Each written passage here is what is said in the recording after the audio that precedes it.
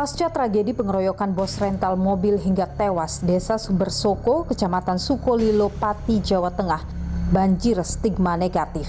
Kampung Penadah Curanmor, Kampung Maling adalah beberapa julukan yang disematkan publik terhadap desa berpenduduk lebih dari 2.000 jiwa ini.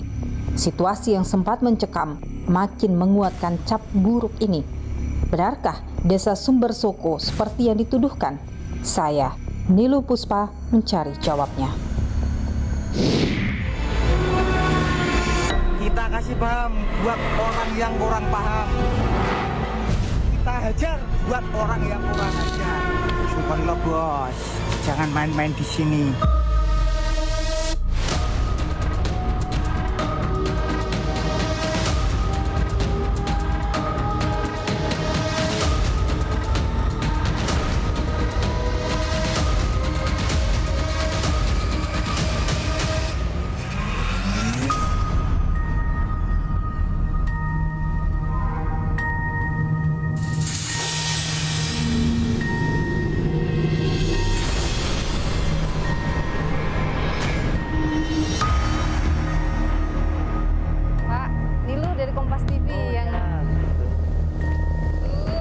Ketika orang mengatakan desa ibu sebagai desa yang kampung penadah lah dan sebagainya, itu semuanya nggak benar. Ya nggak terima kampungnya dibilang kampung maling, kampung badut. Jadi di sini saudara tempat berhenti Burhanis itu ya, penganiayaan itu terjadi di sini pada Pak Burhanis itu.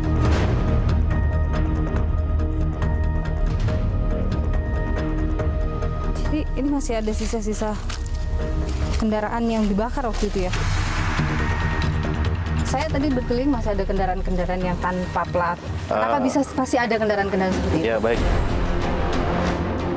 Saya melihat ternyata di daerah Sukolilo masih banyak tokoh masyarakat yang baik, masih banyak perangkat pemudanya yang baik, masih masyarakatnya ya bersosialisasi tanpa melanggar hukum.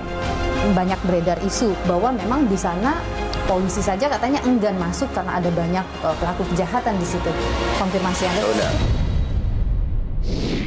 Desa Sumbersoko, Kecamatan Sukolilo, Kabupaten Pati, Jawa Tengah mendadak viral.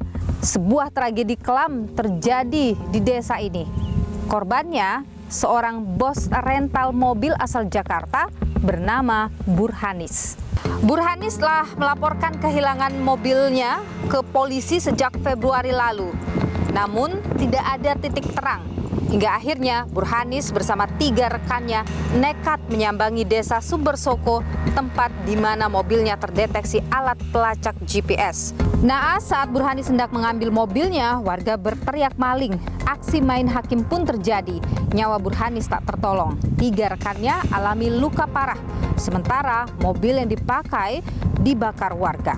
Berbekal video rekaman aksi main hakim sendiri yang kemudian tersebar di dunia maya, polisi memburu para pelaku. 10 orang warga Sukolilo ditetapkan sebagai tersangka. Jadi jumlahnya semuanya adalah 10 orang yang perannya sudah cukup bukti, sudah bukti permulaan cukup bahwa yang bersangkutan adalah terlibat dalam kasus 170. Kalau itu bukti permulaan cukup, tangkap, bukti cukup, tahan. Itu perintah saya. Pasca peristiwa ini, saudara, jajaran Polres Pati dan juga Jatantras Polda Jawa Tengah menggelar razia kendaraan bodong di desa Sumbersoko. Polisi menyita 33 sepeda motor dan 6 mobil yang tak miliki dokumen resmi. Kemudian untuk menindaklanjuti adanya berita viral mengenai Kecamatan Sukolilo adalah kecamatan kelompok penadahan kendaraan bermotor, kami pun tadi telah melakukan upaya penindakan terhadap beberapa unit roda 2 dan roda 6. Masyarakat saudara menyesalkan dan juga mengecam aksi kekerasan ini.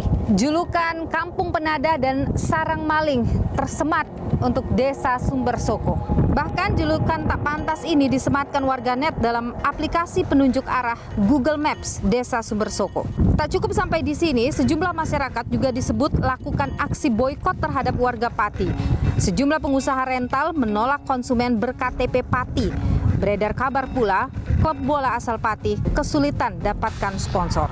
Bagaimana saudara agar stigma ini tak berlarut-larut karena tentu memberikan dampak yang negatif bagi warga? Saya akan perbincangkan ini bersama dengan Triono Lukmantoro, sosiolog dari Universitas Diponegoro Semarang. Saya juga akan berbincang dengan Kapolda Jawa Tengah, Irjen Pol Ahmad Lutfi. Bagaimana pengembangan dari kasus ini, termasuk mungkinkah ada penambahan tersangka dari 10 yang sudah ditetapkan, termasuk juga situasi Kamtibmas di Kabupaten Pati khususnya dan juga Jawa Tengah pada umumnya. Namun sebelumnya saudara, saya akan mencoba untuk masuk ke desa Sumbersoko, Kecamatan Sukolilo, untuk melihat langsung bagaimana kondisi desa ini pasca tragedi yang terjadi. Kabarnya banyak warga yang mengeluh karena sematan negatif ini memberikan dampak buruk bagi kehidupan mereka. Ikuti saya saudara.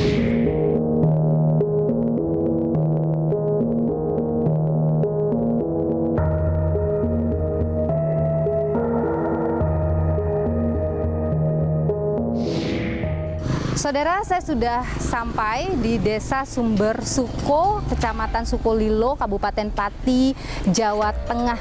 Desa yang tengah menjadi sorotan karena peristiwa yang terjadi beberapa waktu lalu. Saya akan berkeliling di desa ini untuk bertemu dengan tokoh masyarakat, tokoh mudanya, termasuk juga saya akan melihat TKP dari peristiwa itu. Seperti apa peristiwanya dan bagaimana juga warga di sini melihat stigma negatif yang disematkan pada desanya. Ikuti saya, saudara.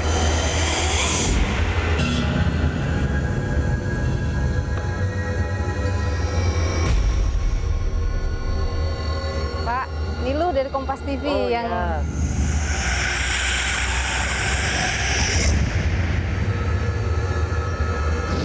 jadi di sini sebenarnya sekitaran sini lah lokasi ya kejadian waktu itu ya. Benar ya Pak ya. Jadi rumah yang ditempati untuk mengambil mobil itu di sebelah mana sih sebenarnya Pak? Boleh nggak saya lihat ke sana? Boleh. Diantar ke sana ya. Oh yang ini Pak. Jadi saudara di sini waktu itu mobil diambil oleh Burhanis. Ia datang berempat saat itu dengan menggunakan satu mobil. Kemudian Burhanis mengambil mobil ini. Mereka lalu keluar ke sana. Terus kemudian ke kanan ya Pak ya? Betul, Pak Burhanis ke kanan. Pak Burhanis ke kanan. Terus satu mobil lagi Ke arah kiri. ke arah kiri. Itu pada saat itu di sini sudah diteriaki atau gimana sih Pak? Belum diteriaki. Sana. Oh ada di sana baru diteriaki. Siap. Oh, oke. Jadi kemudian kita langsung aja lihat.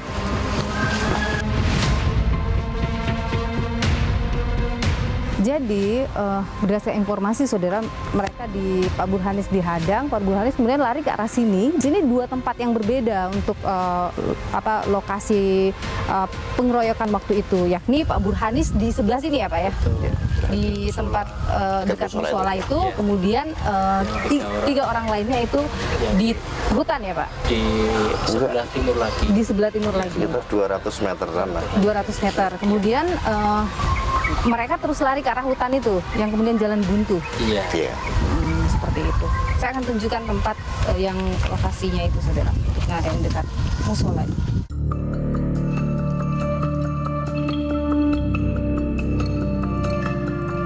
Jadi di sini, saudara, tempat berhenti Burhanis itu ya? Dari Pak Burhanis itu tadi sudah ke arah sana, akhirnya dibawa lagi ke arah sini, belum lagi Berhenti di sini. terus dilakukan Penganiayaan itu terjadi di sini pada Pak Burhanis itu. Pak Kapolsek waktu itu datang langsung bawa mereka ke rumah sakit. Iya, bersama anggota langsung kita amankan. Pertimbangannya kita korban, kita harus utamakan dulu. Baik. Setelah peristiwa itu Pak, itu kan jadi ramai ya di media Iya, sosial ya. Gimana itu di sini situasinya? Sempat sih sehari 2 hari itu di sini itu apa ya, situasinya agak mencekam gitu ya. Pada takut kan, pada takut keluar. Yang dagang aja tutup, pada takut. Warga di sini berdagang nggak berani keluar. Nggak berani keluar. Tiap ada mobil, waduh Pak polisi, takut ini, takut itu kan. Emang ketakutan. Tapi lama kelamaan ini mulai pulih, mulai normal. Ini kan sempat ada apa namanya?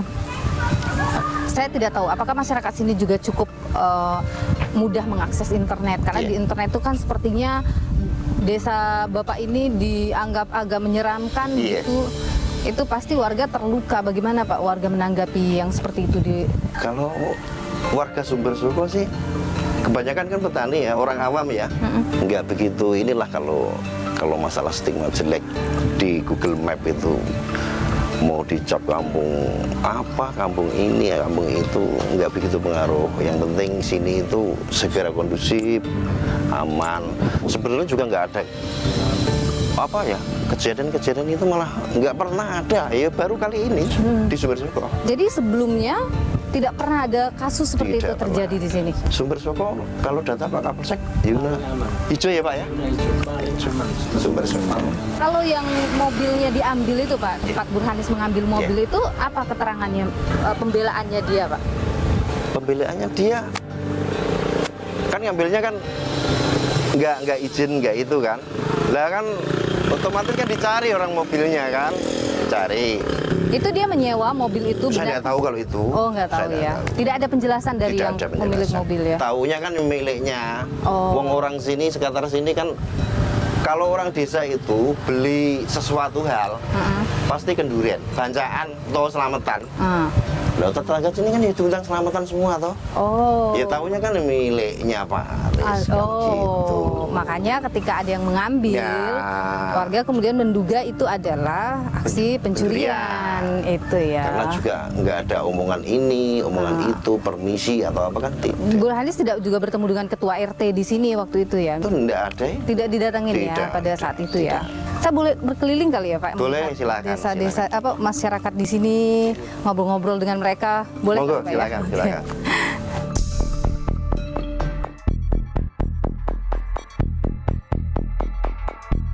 Maaf mengganggu Pak. Niluh Pak dari Kompas TV. Gimana Pak suasana ini Pak setelah kejadian waktu itu di desa? Biasa saja. Biasa saja. Warga tidak merasa terganggu ya Pak? Yang tidak ikut kan ya tidak merasa terganggu. Tapi aman-aman saja ya Pak? Ya aman biasa. Sejauh ini, selama ini selalu aman sebenarnya di desa ini? Ya aman. Bapak petani juga? Petani. Di gunungan kan Mbak sih. Oh, iya, iya, iya.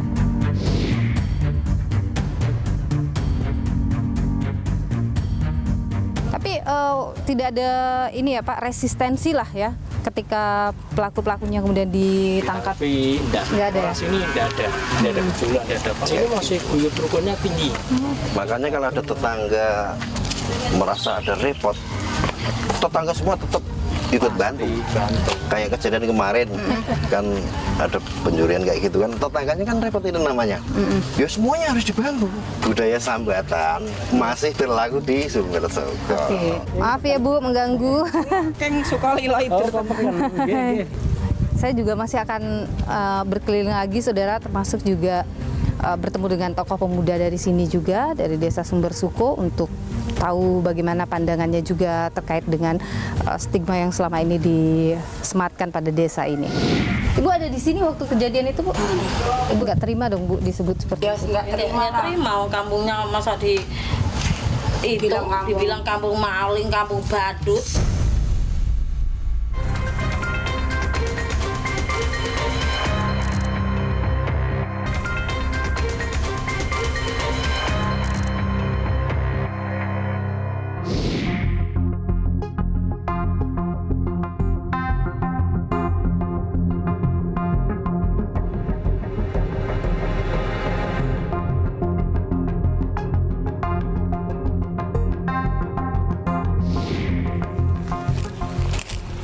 Saya sudah sampai di TKP tempat mobil itu dibakar, saudara.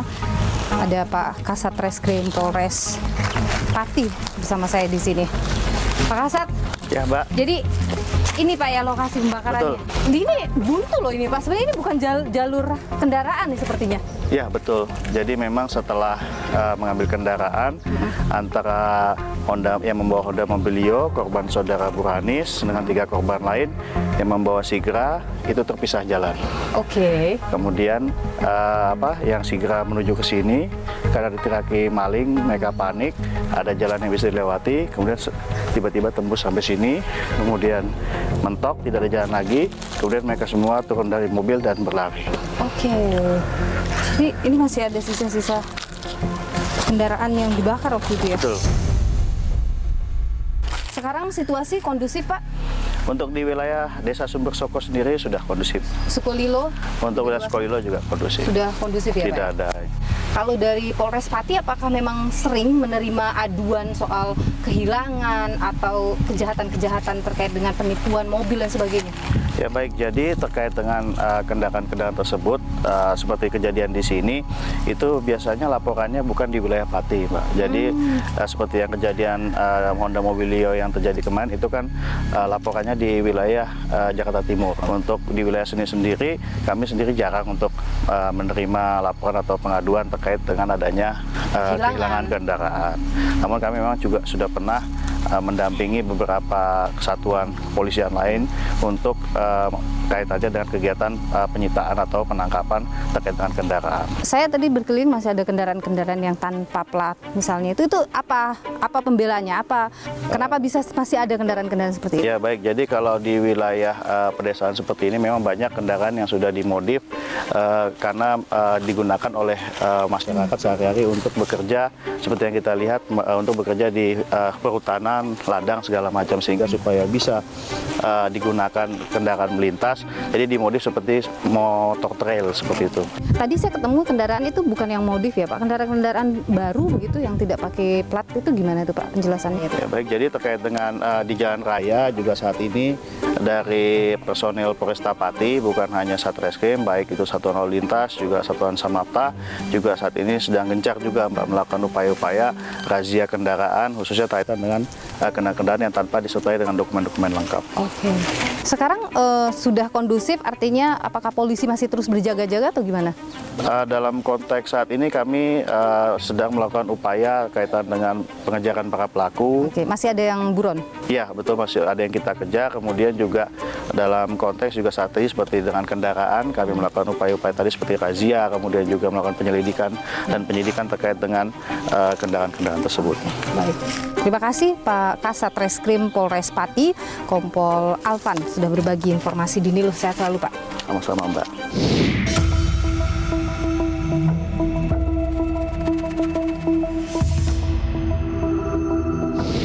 Permisi Ibu, dengan Ibu siapa Bu? Ini Bu Darsi. Saya mau nanya-nanya aja boleh ya Bu ya? Ini terkait dengan yang terjadi di sini Bu. Kan jadi ada stigma yang nggak baik ya Bu ya sama desa Ibu. Gimana Bu? Orang mengatakan desa Ibu sebagai desa yang kampung penadah lah dan sebagainya. Itu semuanya nggak benar. Nggak benar ya? Kampung kita kampung bagus. Baik-baik aja, nggak ada itu. Yang dibilang orang itu semuanya nggak bohong. benar. Nggak benar itu. Dan tidak pernah terjadi kejadian Nggak seperti ini. pernah. Belum pernah. Baru pertama kali ini ya. Ibu ada di sini waktu kejadian itu Bu? Ibu ada. Memang ramai sekali waktu itu ya? Kami namanya banyak Orang banyak. Nggak terima dong Bu disebut seperti ya nggak terima Nggak lah. terima kampungnya masa dibilang kampung maling, kampung badut. Nggak pernah ada masalah. Bekerja keras semua petani. Terima kasih banyak ya Bu ya.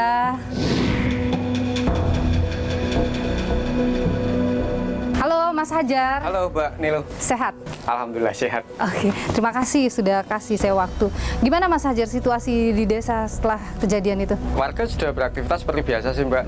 Jadi mereka sudah beraktivitas secara normal dan sebenarnya adem-adem saja sih Mbak. Oke, tapi sempat saya dengar sempat tertutup, sempat khawatir, benar itu?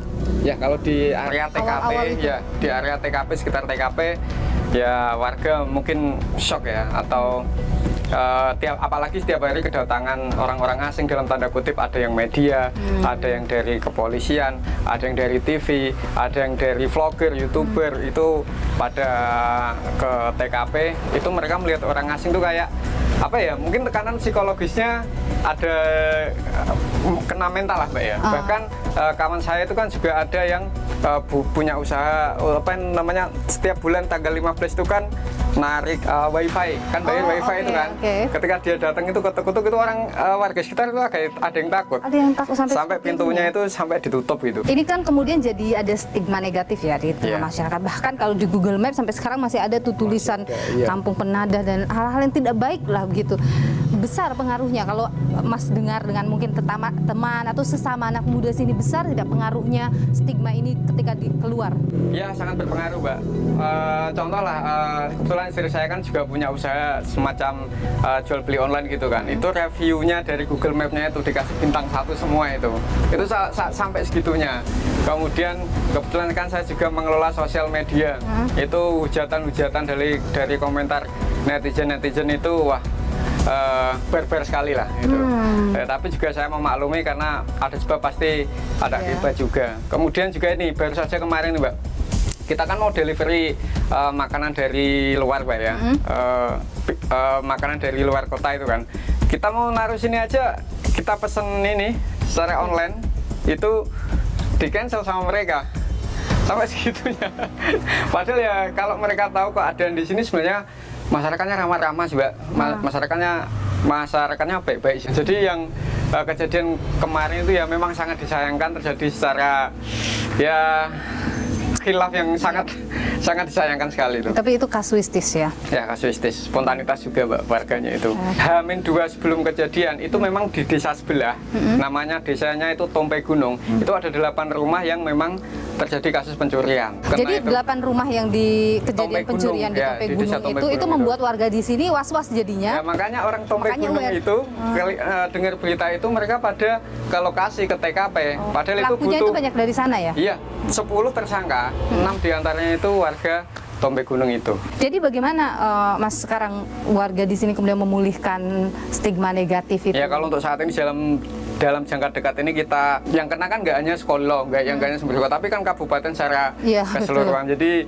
ya kita berusaha untuk memulihkannya dengan apa namanya membuat semacam gerakan Pati Cinta Damai itu sudah kita lakukan lah Mbak ya. Utamanya anak-anak mudanya juga anak-anak muda, para teman-teman yang tergabung di dalam komunitas sosial media seperti YouTuber, terus Instagram itu juga kita sudah bergerak seperti itu. Terima kasih Mas Hajar, salah satu tokoh muda yang ada di Desa Sumber Suko, Kecamatan Sukolilo, Kabupaten Pati, Jawa Tengah. Terima kasih Mas Hajar ya. Kasus Sukolilo ini sih sudah sering sih dialami sama kami para pengusaha rental mobil ya. Jadi kasus ini tapi yang sampai mengakibatkan korban jiwa kita belum pernah. Banyak beredar isu bahwa memang di sana polisi saja katanya enggan masuk karena ada banyak pelaku kejahatan di situ.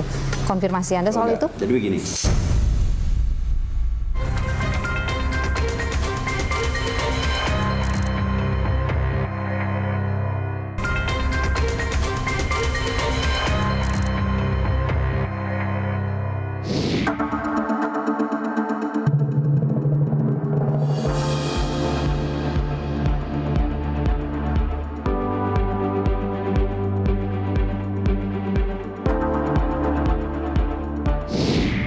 Saudara, bagaimana kemudian suasana Kamtibmas di wilayah Sukolilo termasuk juga di Pati secara umum pasca tragedi yang terjadi ini? Saya akan berbincang dengan Kapolda Jawa Tengah Irjen Pol Ahmad Lutfi. Ikuti saya, saudara.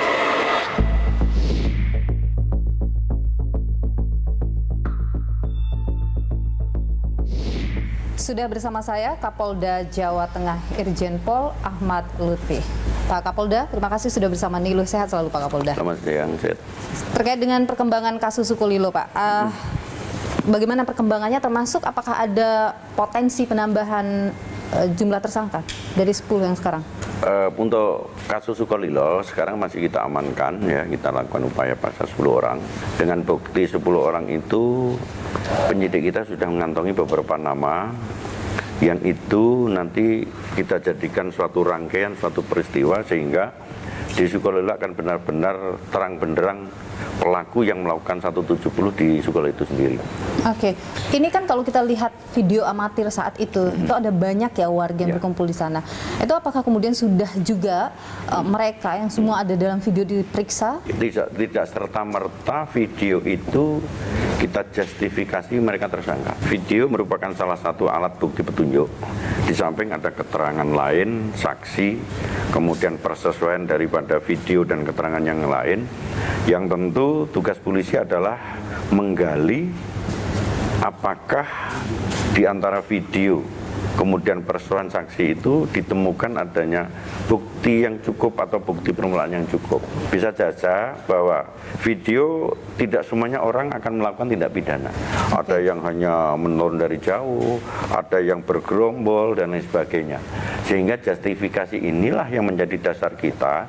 Jangan sampai Sukolilo itu serta-merta ditreatmentkan, dijadikan sarana bahwa dia semuanya adalah pelaku. Oke, artinya video itu masih juga terus diselidiki oleh polisi? Masih, dan itu sebagai batu panjatan kita ya, sebagai alat kita untuk mengcounter atau membuktikan bahwa benar dalam video itu ada beberapa tersangka yang sudah kita kantongi. Anda begitu concern untuk bicara soal mengembalikan citra Pati. Anda begitu concern bicara soal mematahkan stigma negatif di sana. Ada apa Pak Kapolda? Karena begini, kejadian di Pati ini bisa menimpa di mana saja. Ini masalahnya. Jadi kalau bahasa psikologi massa itu hostile aggression, bisa menimpa dan dibuat oleh siapapun. Contohnya misalnya teriak maling, contohnya teriak rampok, sehingga serta-merta masyarakat kita menghakimi daripada emosi massa. Nah ini sehingga saya datang ke sana, saya melihat ternyata di daerah Sukolilo masih banyak tokoh masyarakat yang baik, masih banyak perangkat pemudanya yang baik, masih masyarakatnya ya bersosialisasi tanpa melanggar hukum. Artinya bahwa treatment atau kejadian ini dilakukan oleh sekelompok emosi massa yang tugasnya kita buat terang benderang. Pak Kapolda, stigma negatif seperti itu kan tidak muncul begitu saja. Pasti ada hal yang melatar belakangi. Banyak beredar isu bahwa memang di sana polisi saja katanya enggan masuk karena ada banyak pelaku kejahatan di situ. Konfirmasi Anda soal itu? Jadi begini, saya sudah kumpulin ya, tidak hanya pada saat ini. Saya punya konsep sejak saya sebagai Kapolda itu konsep polisi hadir. 3 pilar untuk seluruh wilayah Jawa Tengah sudah saya masukin, termasuk wilayah Sukolilo. Jadi 3 pilar itu ada Babinsa, Babin Kamtipmas, dan Lurah. Artinya anggota kita diterima di sana. Dan setelah saya kumpulkan, mereka mengatakan bahwa itu adalah kasuistis. Kasuistis, tidak bisa digeneralisasi bahwa anggota tidak pernah masuk ke sana. Kemarin kejadian itu kan sebenarnya korban itu sudah melapor di Jakarta Timur sejak 4 bulan yang lalu. GPS-nya korban itu nyala di wilayah Sukolilo. Datanglah dia ke Sukolilo karena dia punya serep, diambil sendiri itu mobil, diteriakin maling. Itu permasalahannya. Memang di situ tanda kutip ya bahwa satu, tidak ada koordinasi dengan Polri. Yang kedua, masyarakat sudah terprovokasi oleh adanya emosi massa sebagaimana tak sampaikan tadi, hostile aggression muncul saat itu yang meletup. Anda sempat berkunjung ke sana ya, terus kemudian ada statement Anda bicara soal mengembalikan citra Pati dan sebagainya. Ini kemudian upaya kepolisian dengan Polda sudah sejauh mana Pak soal itu? Karena sekali lagi tentu dampak negatif yang dirasakan oleh masyarakat di sana. Dalam hal ini Polda tidak bisa berdiri sendiri ya, kita sudah gandeng para pemuka masyarakat, kemudian pemerintah kota kabupaten, bupati pun sudah saya ajak dialog di sana, kemudian tokoh masyarakat saya ajak ke sana, kemudian menyuarakan bahwa ini merupakan pekerjaan bersama. Artinya tidak cukup Polda Jawa Tengah menegakkan hukum, sementara kita tidak lakukan pembinaan. Jadi Babinsa, Babin Kamtipmas lewat Direktorat Binmas kita, termasuk Brimob pun saya turunkan dalam rangka bakti sosial. Jadi untuk recovery mereka, satu, untuk memulihkan kembali bahwa di sana tidak ada apa-apa, dan itu berhasil. Kemudian yang kedua, Kita berusaha ya koordinasi dengan Kominfo terkait dengan tulisan Sukolilo Kampung Maling. Iya. Kita sudah ajukan, tinggal ACC mungkin ya. Secara koordinasi lisan sudah, nanti akan kita tindak lanjuti dengan surat. Tentu tidak hanya Polri ya, nanti akan kita gandeng stakeholder yang lain. Anda menjamin bahwa tidak seseram itulah Sukolilo. Betul. Terima kasih Kapolda Jawa Tengah Irjen Pol Ahmad Lutfi sudah berbagi pandangan di Nilu. Sehat selalu Pak Kapolda. Iya, terima kasih. Berkat tersembunyi, artinya berkat tersembunyi apa? Karena peristiwa itu walaupun juga kejahatan, akhirnya juga terungkap kejahatan yang lebih besar.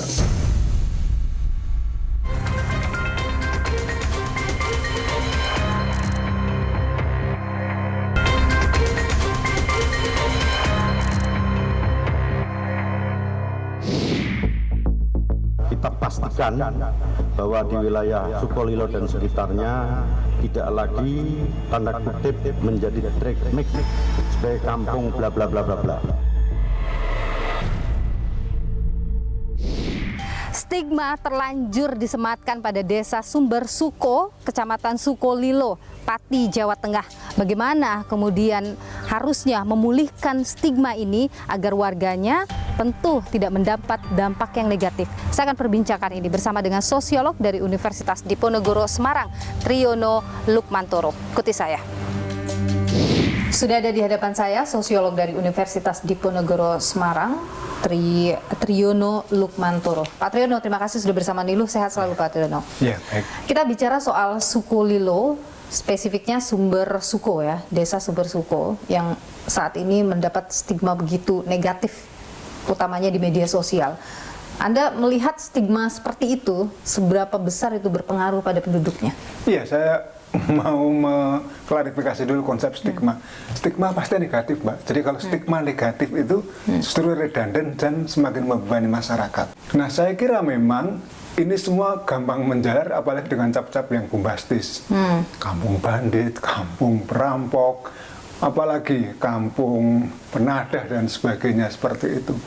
Dan itu akhirnya tidak hanya pada Sukolilo atau pada desa itu sendiri, Mbak, tapi ke Sukolilo, kemudian bahkan bisa meluas ke Pati bahkan nanti dan sebagainya.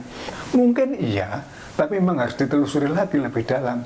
Apakah itu sebagian besar masyarakat, apakah itu sebagian kecil, dan kemudian biasanya ada generalisasi, dan hal yang negatif itu gampang digeneralisasi, apalagi media sosial. Ini orang belum pernah ngecek ke sana, kemudian dengan kreativitas kata, dengan kreativitas frasa gitu, ada yang memberikan cap-cap seperti itu, bahkan sampai di Google Map. Iya, betul. Wah, itu kan mengerikan sekali, artinya mengerikan bahwa yang sama sekali menjadi korban akhirnya adalah masyarakat yang sama sekali tidak tahu atau yang sama sekali tidak ada sangkut pautnya dengan kasus itu, Mbak. Tapi selama ini, sebelum ini jadi booming, viral di media sosial, apakah warga Jawa Tengah, Anda juga begitu, sering mendengar bahwa wilayah itu memang ada pelaku kejahatan atau hal seperti itu? Iya, saya dengar dari rekan saya juga bahwa di sana memang tempat penadahan.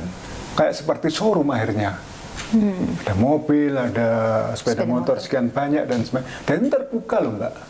Kalau itu adalah, mohon maaf, barang dari hasil kejahatan, apapun namanya, entah itu pencurian, entah itu perampokan, pembegalan, dan sebagainya, kan tidak berani. Artinya di sini kan mereka tidak sendirian masyarakat. Artinya tidak sendiri apa? Kita tahulah siapa yang menjadi petugas keamanan, siapa yang menjaga ketertiban, siapa yang mengusut tindakan-tindakan hukum atau pelanggaran hukum dan sebagainya. Masyarakat berani seperti itu kan karena dapat dukungan. Dukungannya siapa bisa kita duga kan. Saya pernah membaca bahwa ketika ada stigma yang muncul, itu ada dua efek yang bisa muncul. Yang pertama, orang akan berusaha menentang stigma itu dengan menunjukkan kebalikan. Ada juga yang mengafirmasi stigma itu dengan menunjukkan, membuktikan bahwa memang seperti itu gitu. Bagaimana melihat konsep itu? Kalau kita melihat itu, memang itulah yang dinamakan dengan fungsi dari kejahatan. Ada yang kemudian membenarkannya, ada yang kemudian melawannya. Tapi saya kira kita harus menolong masyarakat yang jumlahnya jauh lebih besar, jauh memberikan mereka manfaat bagi kota atau Kabupaten Pati misalnya, bagi daerah Sukolilo misalnya dan sebagainya.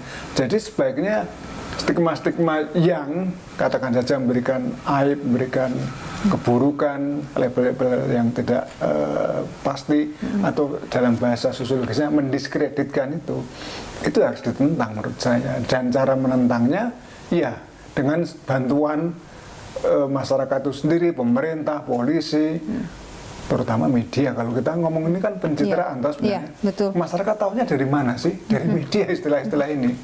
Dari mana? Google Map kan juga media kan itu. Iya. Kalau pemerintah bisa apa? Pemerintah bisa melakukan penegakan hukum, bisa melakukan misalnya pendekatan kepada tokoh-tokoh di sana, didekati supaya apa? Tokoh-tokoh masyarakat, tokoh-tokoh agama ini juga terlibat dalam perubahan ke arah yang lebih baik. Kalau tidak, nanti semakin terpuruk gitu loh. Jadi peristiwa kemarin yang terjadi di Sukolilo harusnya bisa menjadi titik balik ya? Oh iya, blessing in disguise artinya apa? Ini adalah berkat tersembunyi. Artinya berkat tersembunyi apa? Karena peristiwa itu walaupun juga kejahatan, akhirnya juga terungkap kejahatan yang lebih besar, yang lebih memakan materi, kemudian rasa malu, harga diri, martabat itu kan nggak bisa dibeli dengan uang, Mbak. Baik, kita tentu berharap setelah peristiwa ini berlalu tidak ada lagi kasus serupa, karena kita lihat juga masih sangat banyak ya terjadinya main hakim sendiri di Indonesia. Mudah-mudahan ini bisa jadi pembelajaran untuk kita semua. Main hakim sendiri kan bukan karena tanpa sebab, Mbak. Ya. Karena tidak percaya pada hukum yang formal.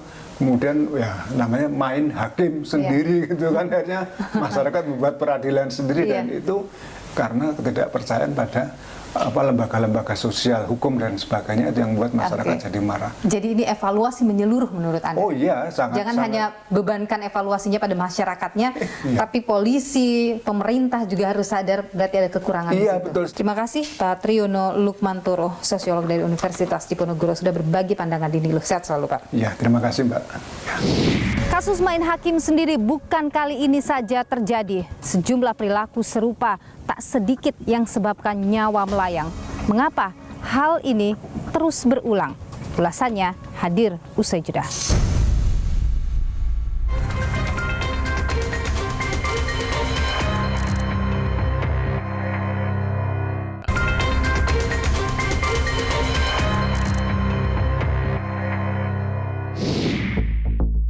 Kita pastikan bahwa di wilayah Sukolilo dan sekitarnya tidak lagi tanda kutip menjadi drag mix sebagai kampung bla bla bla bla bla.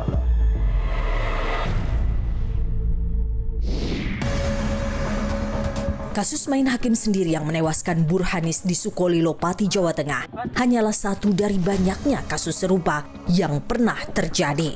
Aksi kekerasan yang dilakukan beramai-ramai ini kerap membuat nyawa melayang.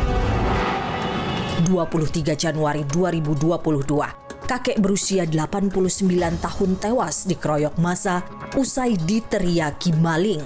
Sebelumnya, sang kakek diketahui menyerempet sebuah motor saat sedang mengendarai mobilnya di kawasan Cakung, Jakarta Timur, pukul 2 dini hari. Saat kejadian, pengendara motor yang merasa dirugikan lakukan provokasi hingga belasan pengemudi motor lainnya ikut mengejar sang kakek. Mereka mengira mobil yang dikendarai sang kakek adalah mobil curian. Sang kakek dikeroyok massa hingga tewas di lokasi. Tak hanya itu, mobil miliknya juga dirusak. Atas kejadian ini, polisi tetapkan 5 tersangka dengan ancaman penjara di atas 12 tahun. Kasus serupa juga dialami MA, pria berusia 40 tahun di Kecamatan Gegar Bitung, Sukabumi, Jawa Barat, 31 Maret 2023. MA tewas setelah 7 orang menudingnya maling, mengeroyok, dan menganiaya dirinya hingga tewas. Polisi tetapkan 7 tersangka dengan ancaman penjara di atas 5 tahun. Kasus main hakim sendiri yang juga merenggut nyawa terjadi di Kecamatan Pauh, Kota Padang, Sumatera Barat, 6 Maret 2024. 2 pria terduga maling helm di sebuah kafe jadi sasaran amuk massa. Mereka dicurigai lantaran mirip maling helm yang tertangkap kamera CCTV beberapa hari sebelum kejadian. Melihat kedatangan mereka ke kafe, petugas parkir meminta mereka temui pengelola kafe. Namun, warga sekitar langsung menghakimi kedua pria tersebut. Mereka dikeroyok hingga tak sadarkan diri. Kedua pria tersebut dibawa ke Rumah Sakit Bayangkara. 1 orang dinyatakan meninggal dunia. Di bulan yang sama, seorang dokter muda di Jambi bernama Dwi Fatimah Yen menjadi korban amuk massa. Wanita berusia 29 tahun ini panik ketika dibuntuti 3 pengendara motor saat sedang mencari lokasi praktik di wilayah Muaro Jambi sekira pukul 12 malam. Saat itu Dwi sempat menghubungi keluarga dan mengaku ketakutan. Polisi yang sedang lakukan patroli melihat kejadian dan turut mengejar Dwi. Panik, Dwi menabrak rumah warga lalu meninggal dunia. Keluarga Dwi menuntut keadilan atas kejadian ini karena anaknya dituduh maling dari mobil yang memang milik Dwi pribadi. Menghakimi orang lain atas dasar kecurigaan dan melakukan tindakan yang membahayakan, bahkan menghilangkan nyawa, jelas merupakan perbuatan melanggar hukum. Para pelaku main hakim sendiri dapat dijerat dengan pasal 170 KUHP tentang pengeroyokan yang berbunyi pelaku yang secara bersama-sama dan terang-terangan melakukan kekerasan terhadap orang atau barang dijerat tindak pidana dengan ancaman penjara paling lama 5 tahun 6 bulan. Selain itu, pasal 351 tentang penganiayaan yang tercantum dalam KUHP juga bisa digunakan untuk menjerat para pelaku main hakim sendiri. Lantas apa yang membuat seseorang dengan mudah tersulut untuk menghakimi seseorang yang diduga bersalah? Ya pasti kan kalimat-kalimat yang diberikan ada kalimat perintah gitu ya, maling, gebukin gitu kan, gitu, pukulin gitu.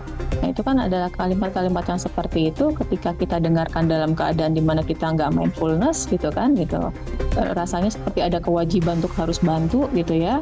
Nah tiba-tiba suka berlebihan tuh perilakunya. Kita harus punya kesadaran yang penuh ya. Dimanapun kita berada kita usahakan bahwa kita memang alert sama sekitarnya sehingga kita tidak mudah terprovokasi gitu ya. Kemudian juga mungkin yang paling penting adalah yang sering kita lupakan sekarang adalah regulasi emosi ya.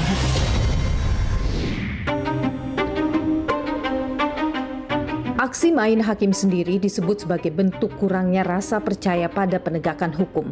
Namun, warga juga harus kontrol emosi, kedepankan rasa kemanusiaan. Di sisi lain, kehadiran aparat penegak hukum haruslah nyata. Jangan sampai pengadilan jalanan mengakar yang bisa berbalik merugikan masyarakat dan merusak citra hukum.